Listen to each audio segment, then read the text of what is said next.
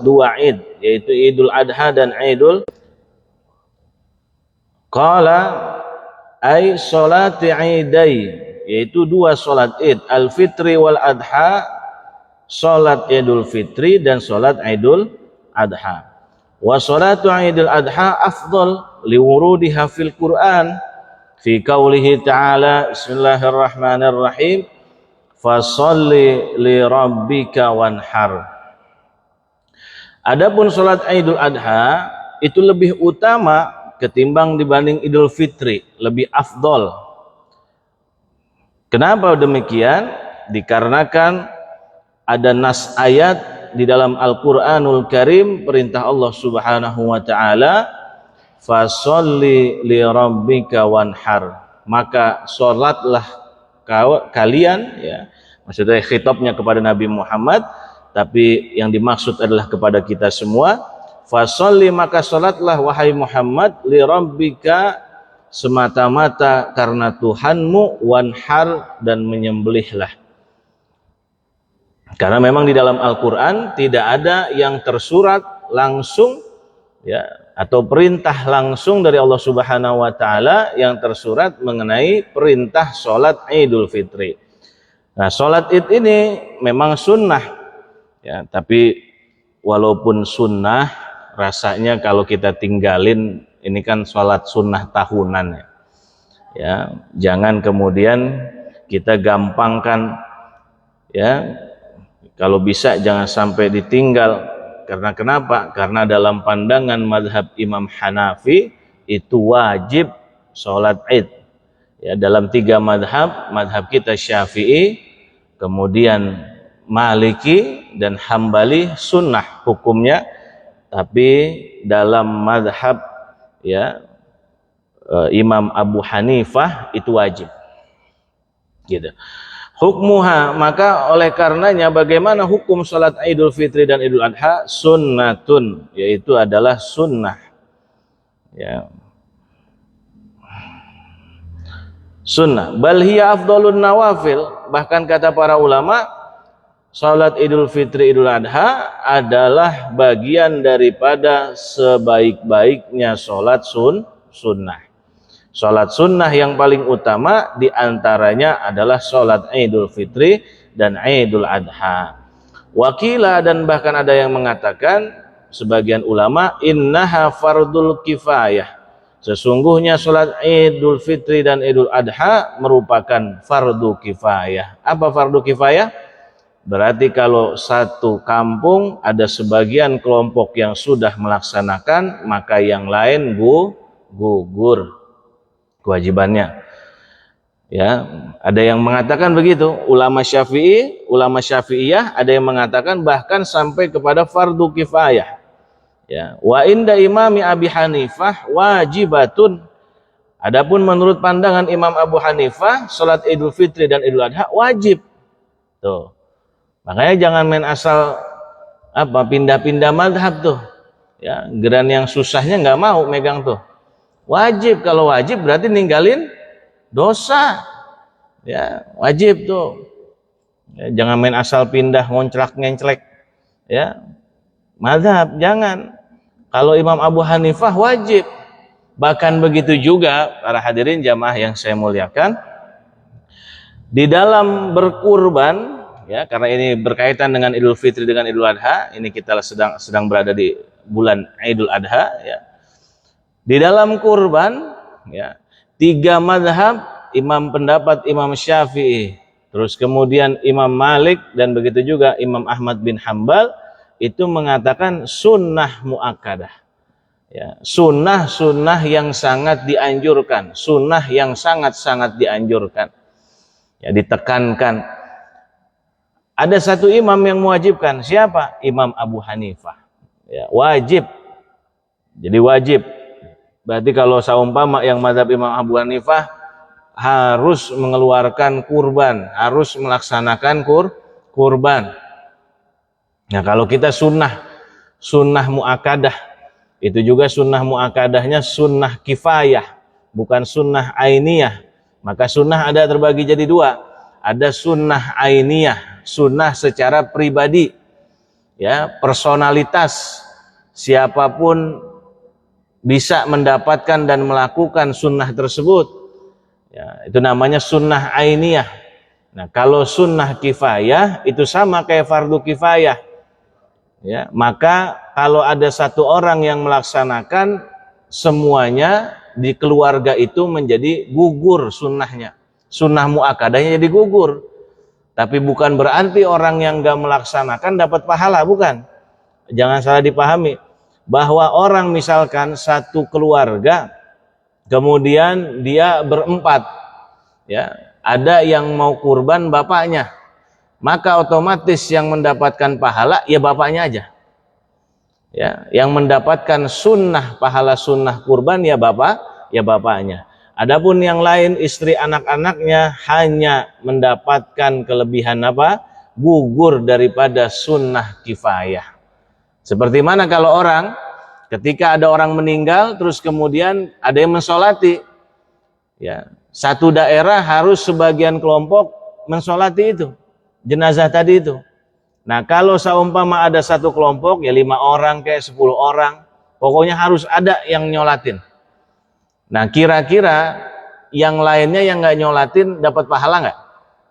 Enggak. Yang dapat pahala siapa? Yang melaksanakan. Ya, yang dapat pahala yang melaksanakan. Adapun yang lain hanya mendapatkan keguguran dosa. Nah, begitu juga ini. Ketika kurban nanti ada salah satu anggota keluarga yang hanya satu orang yang berkurban, maka yang lain itu menjadi gugur. Gugur dalam kata ulama Syafi'iyah, gugur makruhnya. Tapi kalau seumpama sekeluarga mampu semua, ya bapaknya mampu, punya uang, ya istrinya mampu, ya anaknya juga punya penghasilan, anak dua ini, maka itu jadi berubah, bukan sunnah kifayah menjadi sunnah ainiyah. Paham nggak? Jelas ya nih? Maka setiap per orang itu ya wajib, bukan wajib apa? Dituntut ya sunnah muakadah, ditekankan agar keluarin semuanya, empat-empatnya itu. Gitu. Ya, jadi kembali ke hukum awal menjadi sunnah ainiyah. Gitu, sunnah personalitas. Ya, atau misalkan ya bapaknya aja yang mampu, ya ibunya ya yang mampu juga, istrinya mampu, anak-anaknya belum pada mampu untuk mengeluarkan korban, ya udah bapak sama ibunya aja. Nah, itu maka berubah statusnya, tadinya sunnah kifayah maka menjadi tadinya sunnah kifayah menjadi sunnah ainiyah. Gitu ya. Jadi bukan berarti boleh satu kambing nanti buat satu keluarga. Salah itu pemahaman kita kalau begitu. Ya, ini harus dibedakan, dipisahkan. Jadi yang paling sesederhana mungkin adalah satu rumah tangga, satu keluarga itu ya dianjurkan dan sangat-sangat dianjurkan untuk mengeluarkan minimal satu kambing. Berkurban minimal satu kambing. Adapun pahalanya hanya tertuju kepada satu orang. Anggota keluarga lain gimana? Itu hanya gugur saja dalam segi kemakruhan. Kenapa gugur segi kemakruhan? Karena Nabi SAW pernah bersabda, ya, man lahu wajada sa'atun walam yudhahi fala yaqribanna musallana. Barang siapa orang yang mendapatkan keleluasaan harta, dia punya kelebihan, ya, punya uang, ada lebih untuk membeli hewan kurban, tapi dia tidak melaksanakannya, maka kata Nabi, janganlah kau dekati tempat masjid dan musolah kami. Nah, itu untuk menghilangkan seperti itu, untuk menggugurkan ya hukum haram, hukumnya orang yang mampu kemudian tidak mengeluarkan berkurban. Gitu. Ini kira-kira pada mau kurban gak ya? Hah? Mau kurban apa mau sedekah? Ya. Kurban sama sedekah lain tuh ya. Apa korban itu? Korban itu kalau dalam bahasa Indonesia adalah menggapai satu tujuan, ya, walaupun ya kita kehilangan nyawa, itu namanya berkorban. Ya, menggapai satu tujuan walaupun harus nyawa yang menjadi taruhannya. Itu namanya kurban. Makanya sapi dikorbankan karena nyawa yang hilang. Ya. Kalau sapi dikasih begitu, itu namanya bukan korban. Saya ngasih sapi ke Ustadz Windu, Pak Windu, ini saya kasih sapi. Tapi jangan nggak usah dipotong. Itu namanya bukan korban, namanya sedekah. Gitu ya. Karena tidak dihilangkan nyawanya. Ya, tapi kalau seumpama sampai hilangkan nyawanya, itu yang namanya disebut dengan korban. Ya, makanya berkorban kalau bahasa Indonesia, tapi kalau bahasa Arab kurban. Nah, diambil katanya dari mana? Qoroba, mendekatkan diri dengan Allah Subhanahu wa taala dengan mempersembahkan ya hewan yang paling terbaik sebagaimana yang dilakukan oleh ya Nabiullah Ibrahim alaihissalam, kemudian dilanjutkan syariat itu kepada Nabi kita Muhammad sallallahu alaihi wasallam. Nah, jadi gitu ya, itu hukum kurban. Perlu dipahami, ini udah mau mendekati kurban, silakan bagi yang mampu, yang mempunyai kelebihan rezeki untuk berkurban, ya karena itu adalah sunnah kifayah, plus juga kalau kita mampu bukan jadi sunnah kifayah, berarti sunnah ainiyah. Dan ada sebagian ulama, Imam Abu Hanifah mengatakan itu wajib, ya wajib. Makanya ajib ya, bagus nih kalau orang Abu Hanifah nih, madhab Imam Abu Hanifah. Kalau wajib berarti yang korban banyak. Ya, kalau wajib berarti yang korban banyak. Ya, kalau kita ambil hukum wajib semuanya harus korban, mampu nggak mampu harus korban tuh. Gitu ya. Nah, begitu juga di dalam misalkan contoh sapi bisa bisa mewakili daripada 7 orang ya. Domba 1 orang, kambing 1 orang, kemudian unta juga bisa 7 orang. Itu mazhab kita ya, sebagaimana yang dalam hadis Nabi SAW ya. Makanya beliau, mazhab kita ini mengambil dalil hadis diriwayatkan Imam Muslim ya. Hadisnya itu naharna ma'a Rasulillah sallallahu alaihi wasallam an Jabir, naharna ma'a Rasulillah sallallahu alaihi wasallam, kunna naharna ma'a Rasulillah sallallahu alaihi wasallam. Kami ya melaksanakan ibadah kurban bersama Rasulullah sallallahu alaihi wasallam. Al badanah an sab'atin wal baqarah an sab'atin. 1 unta bisa cukup buat 7 orang, 1 sapi bisa cukup buat 7 orang. Tapi ada madhab lain, yaitu madhab Maliki, yang mengatakan bahwa sapi ya 1 orang. Nah, ini lebih banyak lagi dagingnya kalau begini nih. Sapi seorang. Kambing bisanya 1 orang, sapi bisanya hanya 1 orang. Jadi nggak bisa 2 orang, nggak bisa 3 orang, nggak bisa 7 apalagi. Gitu ya, nggak bisa. Jadi kalau madhab Maliki, orang-orang daerah sana itu, daerah Afrika Utara, itu rata-rata madhab Maliki kalau nyumbang sapi buat 1 orang, Pak Haji. Ya, ajib itu. Ya. Udah kayak dan kormar. Ya, 1 orang ya 1 sapi. Ya, udah kayak komandan, 1 orang 1 sapi. Gitu. Jadi nggak ada namanya 1 sapi buat 7 orang, nggak ada. Gitu. Jadi daging makin lama makin banyak. Akhirnya bisa bermanfaat buat orang-orang kaum miskin. Ya, jadi itulah perbedaan.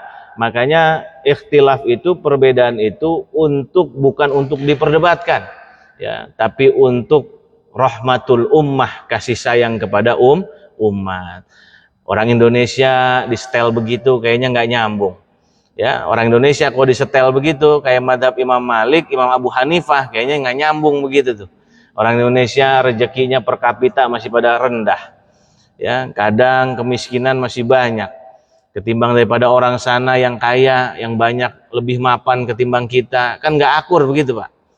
Ya, makanya kita bawa kemari madhab kita udah yang paling enteng, yang paling sederhana, yang paling ringan. Gitu. Nah, madhab Syafi'i bisa 7 orang 1 sapi. Nah, yang penting paling maksimal 7 orang. Bagaimana kalau seorang? Ya bisa seorang, apalagi. Gitu ya. Yang penting jangan lebih daripada 7. Bagaimana kalau 3 orang atau 4 orang? Ya bisa banget. Ya, kalau cuma 3 orang, saya sekeluarga Pak Ustadz, tapi saya sekeluarga cuma 4 anggota keluarga, saya, istri, anak 2, tapi kita pengen berkurban sapi, bisa nggak? Bisa, gitu ya.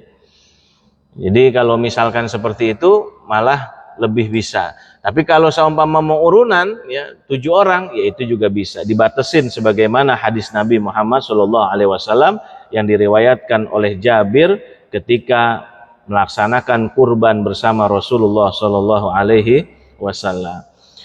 Nah, waktuha, adapun waktunya, waktu pelaksanaan sholat Id, kembali lagi, min tulu'i syamsi ila zawal min yaumi Idul Fitri, yaitu dimulai dari terbitnya matahari sampai zawal, sampai tergelincirnya matahari, min yaumi Idul Fitri, pada hari Idul Fitri. Berarti sampai waktu zuhur ya pelaksanaannya. Boleh lakukan jam 8 boleh, tapi biasanya orang kita melakukannya Idul Fitri itu adalah kira-kira jam setengah 7 ya. Bahkan kalau Idul Fitri biasanya diakhirkan ketimbang daripada Idul Adha. Kalau Idul Fitri kenapa sunnahnya diakhirkan, lebih diakhirkan karena biar supaya waktu menerima zakat masih ada. Kali-kali ada orang lupa sampai hari haknya Idul Fitrinya masih lupa, belum bayar zakat ya. Biasanya kalau dulu tuh saya masih ingat zaman kecil, kalau Idul Fitri sholatnya jam 7, kalau enggak jam 6.45 baru ditunaikan sholat. Tapi kalau Idul Adha setengah 7 udah mulai ditunaikan sholat. Nah kalau Idul Adha dipercepat, kenapa dipercepat? Karena sunnahnya dipercepat biar supaya pelaksanaan pemotongan atau penyembelihan hewan kurban bisa waktunya lebih panjang, gitu ya. Jadi kalau Idul Fitri agak dimundurkan, kenapa? Biar supaya masih ada kesempatan bagi siapa orang yang belum melaksanakan zakat fitrah, dia bisa melaksanain zakat fitrah. Idul Adha waktunya dipercepat, biar apa? Biar supaya kalau seumpama mau melakukan penyembelihan, pemotongan hewan kurban, waktunya lebih panjang. Gitu ya, itu hikmahnya. Wa min yaumi Idul Adha, dan pada hari Idul Adha yaitu al-ashir min Dzulhijjah, tanggal 10 daripada Dzulhijjah. Sekarang tanggal berapa? Sekarang tanggal berapa ini? Tanggal berapa sekarang?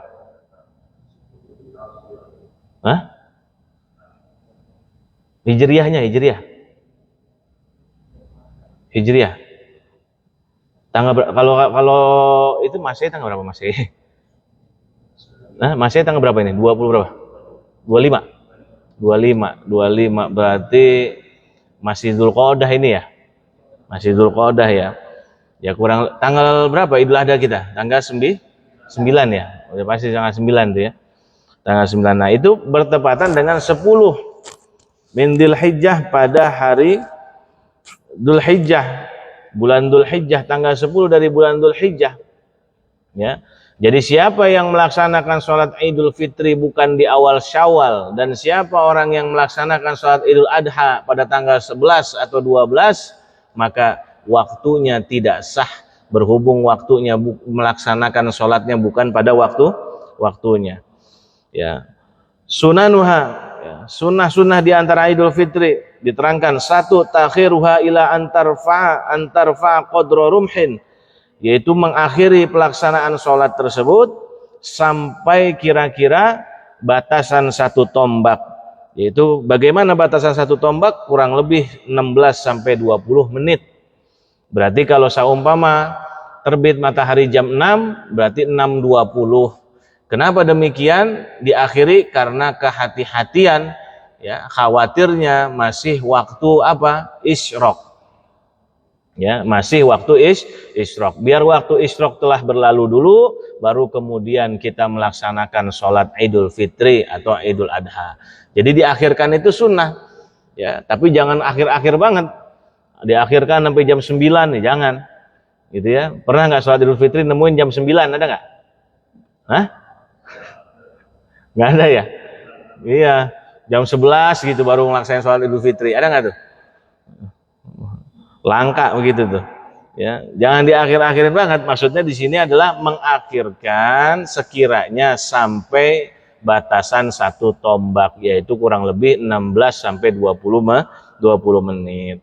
Yang kedua, fi'luha bil masjid ini tasa, melaksanakannya, pelaksanaan sholat Idul Fitrinya di masjid kalau emang masjidnya besar. Ini jangan didebat-debatin terus nih, bagusan masjid lapangan, bagusan masjid lapangan. Ya, rame kan tuh sholat Idul Fitri, bagusan masjid lapangan, ya lapangan lah, ya masjid lah, yang ngomong DKM, ya masjid lah, yang ngomong DKM, ya orang lapangan ya, kalau yang ngomong warga, bukan pengurus DKM, jadi bersikukuh, ya lapangan, biar supaya jadi panitia maksudnya Pak. Ya, ya. Belu ambil masjid ini tasa, sunnahnya kalau masjid mampu nampung, cukup nampung jamaah, masjidnya luas dan besar, sunnahnya di masjid. Tapi kalau saumpama tidak, wa illa, kalau saumpama tidak, fi ghairihi, maka dia bisa di daerah lapangan, bisa dilaksanakannya di lapangan, maka sunnahnya lebih bagus di lapangan. Maka dilihat dulu jamaahnya banyak nggak. Pengen di lapangan jamaah cuma 100 orang. Padahal kalau di masjid dia bisa ketampung 100 orang. Ya, nah itu kalau begitu bagusnya di mana? Di masjid. Nah kalau nggak ketampung jamaahnya, maka lebih bagus di lapangan. Ya, wataqiful huyadu bibabil masjid yasma'nal khutbah, dan juga diantara sunnahnya adalah orang atau perempuan yang dalam keadaan haid, ya, datang bulan, tetap datang, ya, tetap datang menyaksikan sholat id, yaitu di pintu masjid, maksudnya di luar, ya, tetap datang. Jadi walaupun tidak melaksanakan sholat, saking ya apanya, penekanan sholat id betapa besar pahalanya, sampai-sampai disunahkan orang yang lagi datang bulan pun, perempuan yang lagi datang bulan, wanita itu disunahkan untuk datang tetap, ya, di luar masjid, ya, memerhatikan karena bisa mendengarkan khutbah sambil mendengarkan khutbah gitu. Yang ketiga, ihya'u lailatihima bil ibadah, menghidupkan kedua malam tersebut, yaitu malam takbiran. Berarti kalau bahasa kita nih, takbiran Idul Fitri, Idul Adha, yaitu dihidupkan dengan ibadah, gitu ya, dengan ibadah. Itu juga bagian daripada sunnah. Ya ibadah apa aja, ya, mau sholat tasbih boleh, ya, mau sholat apa pada malam itu ya boleh, selain di luar daripada kita takbiran, ya, mengucapkan takbir. Nanti pembagian takbir ada, penjelasan takbir ada, namanya takbir mursal dan takbir muqayyad, ya. Nah jadi apa saja yang sifatnya dengan ibadah maka dihidupkan pada malam takbiran itu, baik takbiran Idul Fitri maupun Idul Adha. Itu bagian daripada sunnah. Wa yasul ihya bi ihya'i mudhamil lail au bi sholatil isya wa subhi jamaah. Termasuk diantaranya, ya, yang mungkin kita tidak tahu, kalau kita sholat isya jamaah, subuhnya tetap masih jamaah di malam takbiran itu bagian daripada, masih termasuk kita menghidupkan malam takbir, ya. Sholat isya berjamaah, sholat subuhnya berjamaah. Kadang takbiran subuhnya jangankan jamaah, liwat, ya, takbiran sholat subuhnya lewat. Nah, kalau seumpama kita mau termasuk atau tergolong orang yang menghidupkan malam takbiran, ya, diantaranya yang paling simpelnya, yang paling sederhananya, gimana? Ya minimal sholat isya dah berjamaah, ya minimal isya dan subuh kita berjamaah. Itu bagian daripada kita tanda menghidupkan malam takbiran. Yang keempat, al-ghuslu wa yadkhulu min muntasifil lail, yaitu mandi, ya, karena ada mandi sunnah, ya, mandi sunnah Idul Adha dan Idul Fitri, yaitu mandi sunnah hari raya. Kapan mulai waktunya? Dari mulai masuknya waktu malam. Jadi kalau subuh kita misalkan bangun kemudian atau ba'da subuh, sebelum qabla subuh pun sekalipun kita bangun sebelum subuh kita udah mandi ya, sekalian niat mandi sunnah hari raya ya, kita mandi, setelah itu berangkat kita ke masjid sholat subuh, itu udah bisa belum? Ya bisa ya, karena kita di mana kita melaksanakan satu ibadah itu harus sudah mulai masuk waktunya harus sudah dimulai. Kalau kita belum pada waktunya, maka otomatis ibadah kita tidak akan diterima ya. Sebelum subuh sudah boleh, jam 2 boleh, min muntasifil lail ya, dari permulaan malam sudah boleh, jam 12 juga boleh, silakan. Kalau mau mandinya, kalau seumpama antar subuh boro-boro mandi, habis subuh palingan cuci muka doang, misalkan sama sikat gigi, ya udah malam-malam aja mandinya. Kadang juga misalkan sebelum subuh, ya udah sebelum subuh mandi, habis itu sholat subuh pulang ke rumah, ya beberes sebentar, habis beberes paling cuma cuci muka sama wudhu, memperbarui wudhu, berangkat lagi ke lapangan atau ke masjid, kan gitu Pak. Kalau udah mepet pagi-pagi gitu jadi keburu-buru takutnya. Nah itu boleh nggak? Bisa nggak melaksanakan mandi sunnah hari raya di waktu-waktu itu? Boleh, gitu ya. Nah itu jangan ditinggalin. Pokoknya kalau niat mandi rata-rata ya, kalau hari raya tuh rata-rata mandi semua lah. Ya rata-rata memang mandi, kecuali anak muda yang malamnya begadang. Tuh nggak mandi itu biasanya. Ya kalau bawa bapak udah berkeluarga itu rata-rata mandi lah. Ya. Nah mandinya kita jangan sampai mandinya kita sia-sia gitu aja. Sayang ya, bagaimana mandi kita nilai ibadah, bernilai ibadah, jangan cuma hanya sekedar mandi ngebersihin badan ya. Ada hari raya, hari yang besar ya, di mata Islam, maka kita mandi biar supaya mandi kita tetap jadi nilai ibadah ya. Cuman bedanya apa? Niat ya, jangan lupa makanya niat. Apa niatnya? Saya niat mandi sunnah hari raya. Bahasa Indonesia aja. Kalau mau pakai bahasa Arab, mau diajarin boleh. Nawaitu sunnatal ghusli li'idil fitri atau li'idil adha. Ya, saya niat sunnah mandi, ya, niat mandi sunnah untuk hari raya Idul Fitri atau Idul Adha. Nah itu. Yang kelima, at-tatayyub wat tazayyun. Yang kelima adalah berwangi-wangian dan berhias diri lil qaid wal kharid, baik bagi orang yang duduk atau bagi orang yang di luar, wal kibar was sighar, baik yang sudah dewasa maupun anak kecil. Ini semuanya nih dipukul rata. Makanya kalau punya baju baru tuh emang bener sunnah punya baju baru. Ya, itu bagian daripada sunnah tazayyun, menghiasi diri. Wat tatayyub, pakai wangi-wangian, jangan sampai sholat Id bau masih badan kita. Ya, bau apek. Ya, pakai wangi-wangian, beli minyak wangi. Ya. Jangan cuma hanya sholat Id aja, sholat biasa juga kalau perlu pakai minyak wangi, beli minyak wangi, gitu ya.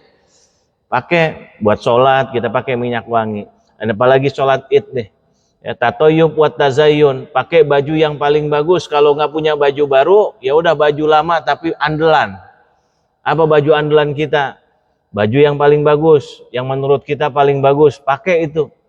Gitu ya, wat tazayyun, baik yang duduk, maksudnya yang duduk tuh yang ikut mendengarkan khutbah, berarti ikut sholat, wal kharid, baik yang di luar. Yang di luar siapa? Yang di luar itu orang-orang yang tidak bisa ikut sholat, seperti wanita yang kedapatan haid, datang bulan, dia di luar tapi tetap tazayyun, tatayyub.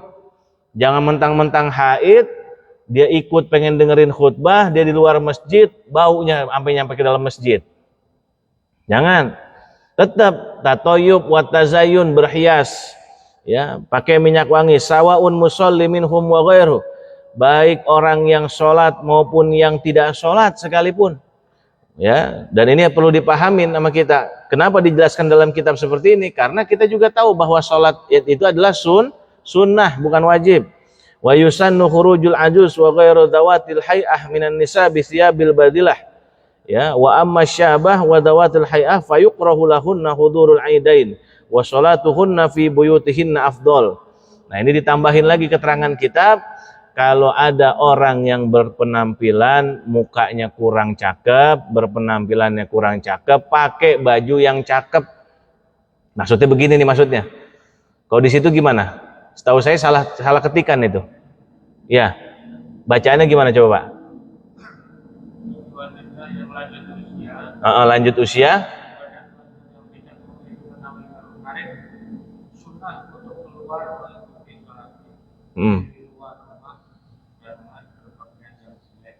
Udah jelek pakaian yang jelek, salah tuh. Kasihan itu udah jelek pakaian yang jelek. Ya, bagi wanita atau orang tua, nih bicara wanita nih ya, wa yusannu khurujul ajuz wa min ghairi dawatil hay'ah minan nisa.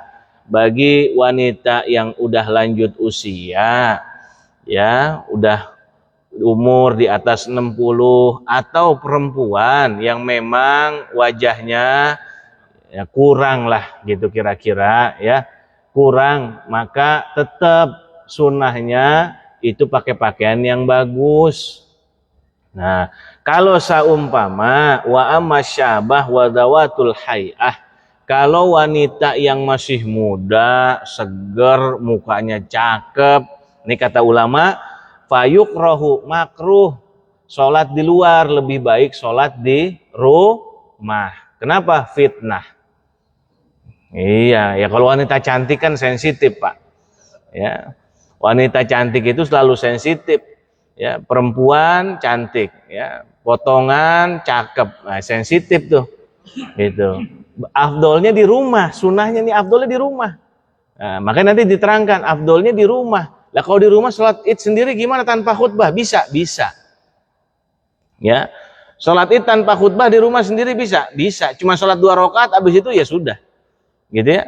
Nah, tapi kalau saumpama boleh di rumah begitu. Boleh. Ya boleh kesiangan. Kalau kesiangan saumpama ya udah sekalian berarti mimpin sholat di rumah gitu ya, sebagai imam dan makmum. Tapi nggak bisa khutbah, Ustadz. Nggak apa-apa, nggak ada khutbah. Iya, kalau bisa khutbah bagus, lebih komplit. Cuman nanti diterangkan ya, tata cara sholat id apakah harus sepaket, kecuali kalau sholat id yang sifatnya syiar, maka dia harus sepaket dengan khutbah.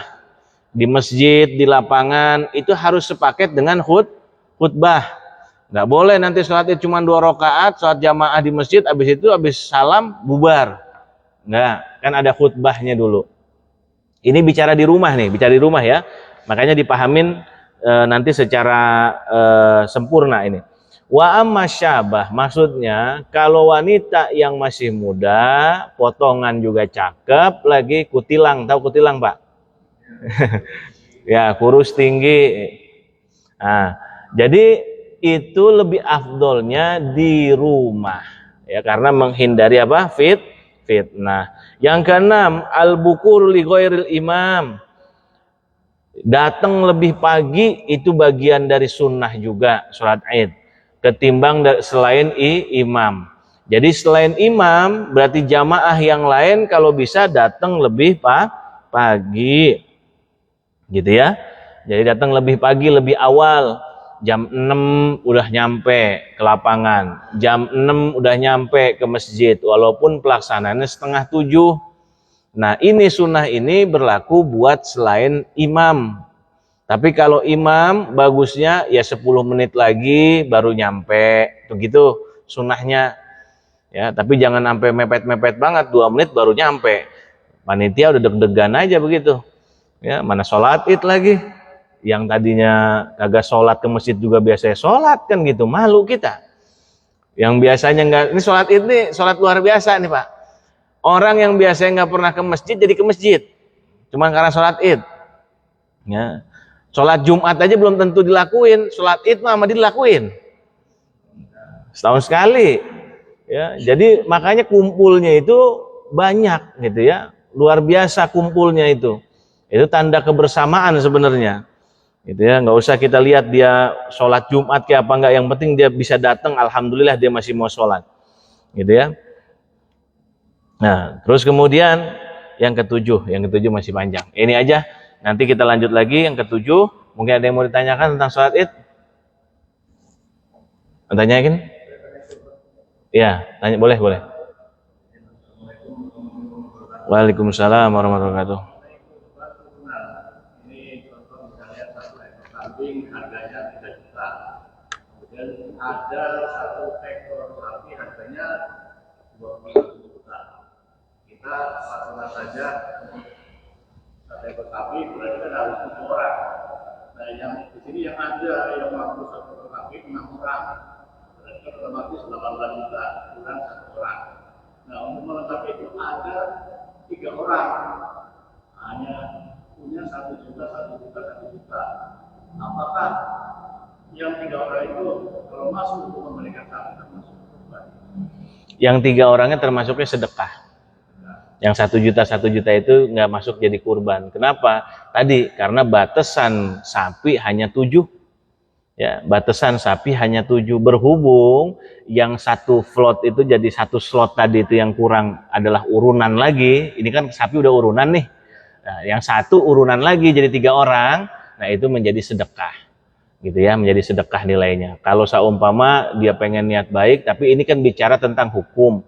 Secara kacamata hukum itu terhitungnya sedekah. Gitu. Nah, itu aja. Sedekah ya, itu terhitungnya sedekah, bukan terhitung kurban. Gitu. Ya nggak apa-apa.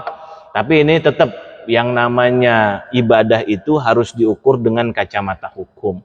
Segala apapun ya, para ulama kita bahkan sampai para aulia pun segala ibadah diukur dengan syariah dulu. Nanti kemudian setelah itu dipasrahkan kepada Allah Subhanahu wa taala. Nah, kalau pandangan mata hukum fikih itu yang tadi 3 orang demi untuk biar supaya jadi satu sapi, maka terhitungnya sedekah. Adapun yang 6-nya tetap terhitungnya di mata Allah kurban.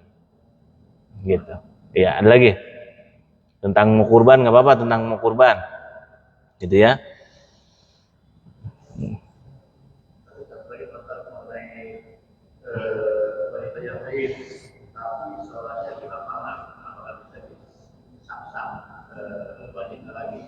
Maksudnya masuk kan nggak ikut sholat, ya.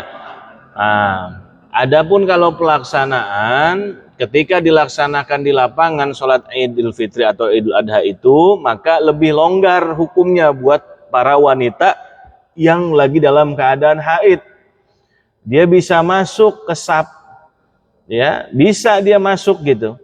Ya kalau di masjid kan nggak bisa, dia harus di luar karena masjid tidak ya haram seorang wanita yang dalam keadaan haid dia masuk ke dalam masjid. Nah, kalau di lapangan tidak terikat dengan hukum-hukum itu, makanya dia lebih longgar. Ya, artinya dia setelah misalkan habis sholat, terus kemudian dia nimbrung lah gitu kira-kira. Ini ada ya perempuan, anak perempuan, terus akhirnya dia ke ibunya, gitu kan? Terus seorang perempuan akhirnya ya udah ke kelompoknya, sini, ya udah, dia bisa nimbrung gitu, bisa duduk deket-deketan sama orang yang habis melaksanakan sholat. Tapi kalau di masjid kan nggak bisa. Gitu. Walaupun dalam keadaan khutbah salat udah selesai, ya tetap aja dia di luar, gitu ya, nggak bisa gabung ke dalam, nggak bisa. Tapi kalau di lapangan masih bisa, agak longgar, gitu. Nah, ada lagi Pak? Ayo 4 menit lagi. Kalau dia mau tanyain kurban, ya, kalau kurban ingat-ingat ya, kalau kurban pokoknya kurban itu ya pahala yang paling besar, tidak ada pahala yang paling besar pada Idul Adha kecuali berkorban. Gitu. Itu pahala yang paling besar. Ya, Nabi menjanjikan banyak sekali, diantaranya adalah tidak ada ibadah yang dicintai oleh Allah Subhanahu wa taala pada hari Idul Adha kecuali adalah mengucurkan darah. Ya, maksudnya darah hewan, ya, hewan kurban. Gitu ya. Jadi terus kemudian pahala kita akan terhitung di sisi Allah Subhanahu wa taala dengan sebanyak bulu hewan tersebut. Gitu. Nah, mana afdolan kambing apa sapi? Ya afdolan kambing. Ya, maksudnya kalau seumpama kita beli, Abdul mana kambing apa sapi? Ya Abdulan kambing. Kambing satu orang ketimbang atau dibanding dengan sapi yang buat 7 orang, lebih mana afdolnya? Ya lebih afdol kambing. Walaupun kambingnya harga 2 juta, kalau sapi urunan 3.500.000. Sekarang yang 3 juta jarang sih. Rata-rata 3,5, sapi 3,5 gitu ya. Karena nanti beli sapinya harga 23, masih ada sisa, akhirnya buat perlengkapan biasanya. Perlengkapan plastik, ya buat ngasih yang motong gitu ya.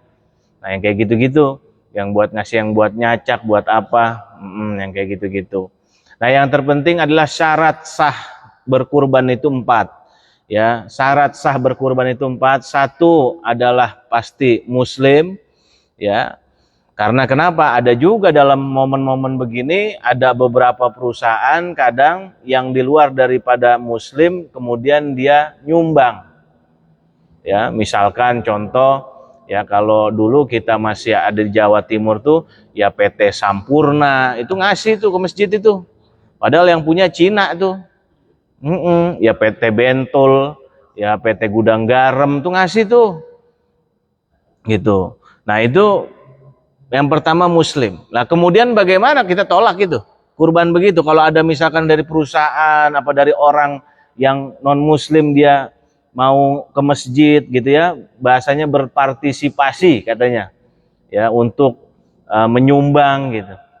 Nah, itulah nanti kalau kita ketemu begitu Pak, kasus begitu, itulah nanti daging yang kalau kita mau bagikan kepada orang yang non muslim juga. Nah, bisa diperuntukkan buat itu, ya. Atau itu nanti itu daging bisa jadi buat masakan panitia. Iya, jangan nanti daging korban orang kita nggak ngomong-ngomong, udah gitu jadiin masak panitia lagi. Harus ngomong tuh, misalkan kita 7, oh ya udah sapi ini nih, kita tandain sapinya, sapi nomor 7. Ini sapi ini nih, nanti ini yang paling pertama kali dipotong, abis itu langsung buat masak. Ngomong sama yang 7 orang itu, sama yang urunan tuh, satu sapi tadi tuh. Bapak Ibu, ini mohon maaf izinnya dan ridhonya. Nanti sapi ini, ya ke-7 orang itu, bilang kalau sapi ini setelah dipotong akan diambil sebagian dagingnya langsung buat dimasak untuk hidangan panitia. Gitu. Izin dulu. Nah, kalau seumpama ada sapi model kayak tadi yang sedekah begitu tuh dari perusahaan ya, mau perusahaan, kadang-kadang properti juga sama, Pak. Yang punya orang mohon maaf nih, yang punya orang Kristen misalkan, tapi dia pengen partisipasi, terima aja itu. Itu hitungannya sedekah. Ya, sedekah. Ya, adapun buat kita halal, karena kan kita yang motong. Adapun nanti pahala dia di hadapan Allah, itu nanti urusan Allah. Lain lagi tuh. Gitu ya. Makanya yang pertama adalah orang syarat sahnya berkurban muslim. 2, mukallaf. Ya. 3, akal sehat. Orang gila nggak wajib sedekah. Ya, anak kecil nggak wajib kurban. Orang gila nggak wajib kurban. Ya, nggak sunnah, nggak kena khitab sunnah untuk kurban. Ya. Yang keempat terakhir rosyid, orang yang pandai. Ya, jadi kalau ada orang idiot, ya mau kurban itu nggak wajib dan nggak sunnah juga. Kenapa? Ya karena jangan-jangan dia kan karena idiot punya duit, padahal duitnya buat bayar utang. Ya udah dah kurbanin aja dah, namanya idiot. Nah, nanti akhirnya jadi mahjur alaih itu jadi bahaya buat dirinya. Itu duit buat bayar utang seharusnya, karena namanya telmi, Pak, telmi, idiot. Ya seprapat gitu otaknya. Dibeliin kurban. Besokan caci maki sama yang punya utang kan gitu. Nah, itu. Ya udah mendingan kalau gitu jangan. Makanya syarat yang keempat rosyid. Apa rosyid? Orang yang punya ya kepandaian.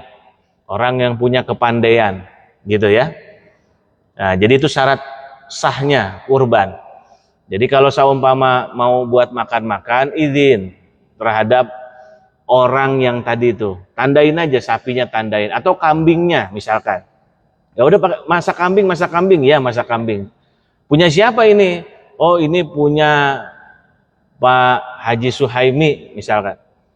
Ngomong apa Haji, Pak Haji, ini kambing Pak Haji. Nah nanti paling pertama dipotong. Kami sebagai panitia mohon izin, nanti akan dijadikan ada sebagian dari sini. Nanti buat Pak Haji ada, cuman dari sini nanti itu akan dijadikan buat hidangan panitia. Gitu, ya. Ya. Ada lagi Pak? Boleh nggak kira-kira sampai minyak kurban, kemudian di korban kurang 100.000 diutang lah bahasanya. Diutang. Kurang 100.000 misalnya. Suka jauhnya nggak apa-apa dari kita. Iya kalau 100.000, kalau setengahnya, Misal kalau 100.000 ya boleh, kalau 100.000. Kalau tinggal dikit lagi nggak apa-apa.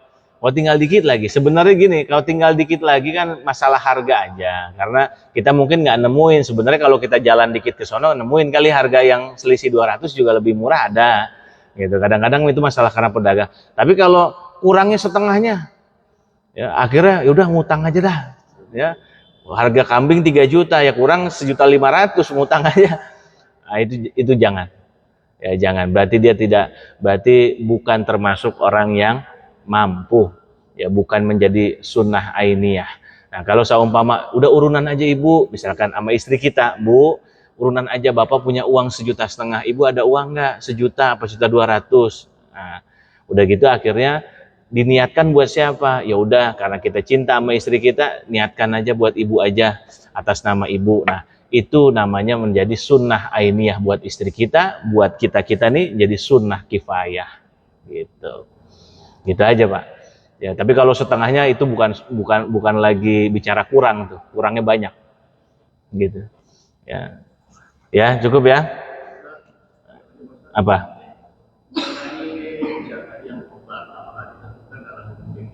Contoh misalnya kalau saya kurban kambing, saya tidak paham belakangnya. Jadi kalau sapi 7 orang, kalau orang dapat 3 kilo. Kebetulan di fikih seperti itu tidak diatur, ya tidak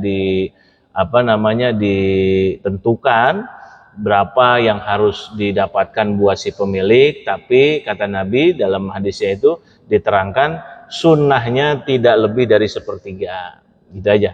Sunnahnya si pemilik mendapatkan dan mencicipi itu hewan kurbannya tidak lebih dari 1/3, itu sunnahnya. Mau lebih bagus lagi ya cuman hanya sekelumit kalau buat pemilik mah gitu ya. Ya seginilah nih, segempal gini cukup gitu. Kalau kita yang ngerti, tapi jangan panitia nanti kita paksa-paksain ngasih ke orang ya cuma segini, orang pada kabur nanti. Ya jangan. Ya ada orang misalnya, wah bapak nggak tahu fikih pak, ya bagusnya cuma segini doang. Ya orang besok kagak kurban lagi ke situ. Gitu ya. Ini membuat kita yang udah tahu ilmunya, kalau kita lagi berkurban maka jangan minta bagian yang terlalu banyak panitia, gitu ya. Tapi kalau seumpama ada orang minta, ya kalau dia minta, ya saya minta Pak paha belakang, boleh kan Pak? Ya boleh. Itu karena masih dalam 1/3, 1/3-nya. Ya boleh. Itu sebagaimana Nabi berkurban, kemudian Nabi minta ya pahanya itu.